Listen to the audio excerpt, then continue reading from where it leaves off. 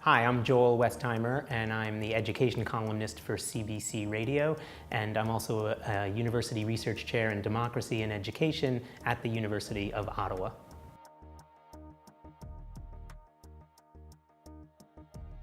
I really want people to think about the ways that education is a public good, and that it's a public good that's essential for a democratic society. In other words, public education is not just about training for career or career preparation, and it's not just about individual achievement, but that it actually has a role as fostering the kinds of citizens that democratic society requires. Right? There can't be one unified story in democratic discourse, because democracy is about competing ideals and competing perspectives, because dissent is the engine of progress in any democratic society. So when we say, for example, let's keep politics out of school, it's because we have this weird vision of politics that, like, politics is a dirty word, right? The second thing that I hope people take away from what we talked about today is that the standardization and accountability movement has been, if not in intention, in result, an all-out attack on both teacher professionalism and on the goals that I just mentioned. Many teachers would echo the sentiments of Gloria, a teacher in a recent study I conducted of the 10th grade civics curriculum in Ontario. She told us this is Gloria speaking. "In my 22 years of teaching, never have I experienced a climate that has turned all educational problems into problems of measurement until now. Poor citizenship skills? Raise their math and literacy scores. Poor participation? Doesn't matter. Poverty? Inequality? The solution is always to give the students more tests.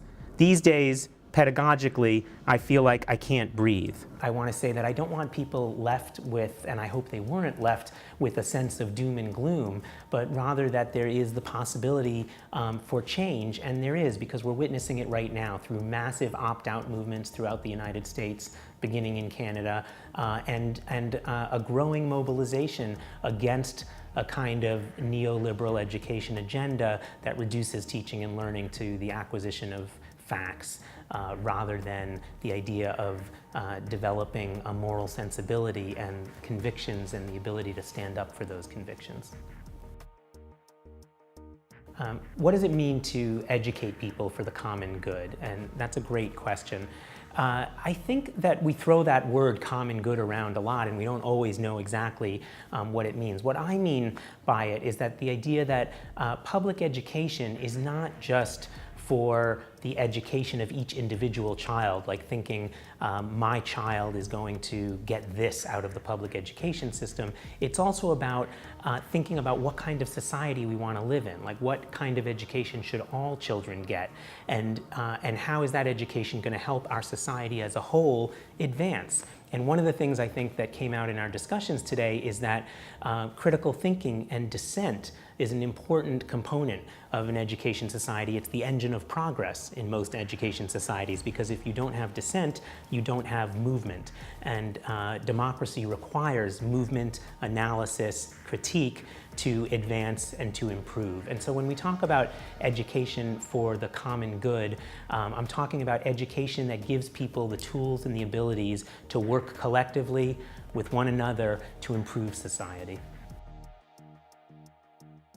What roles do universities play in the task of civic education? You know, universities traditionally, as much as public schools, had this idea of an educated citizenry, right? That the idea of a university education was not just professional training, although that too, but the idea that a broadly educated public would be better for democratic societies and enable a kind of intellectual life to flourish.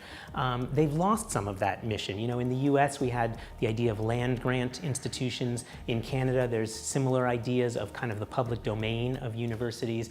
And universities are essential for fostering that kind of civic mission, because It's in particular in preparation for professional life that we need to think about how our professional identity interweaves with our public identity and our social identity in helping to improve society. So I don't care if you're studying to become a social activist or a businessman or a biologist or a scientist or a French teacher. All of those things have a dual agenda. One is the specific and narrow goals of that particular career, sometimes narrow, and the other is how that career fits in to a broader idea of a democratic and educated citizenry. And universities really should be the leaders in that agenda, and some still are, and some are struggling to be that, but too many have given up the idea of the common good and the public good and instead turned to the idea that universities should be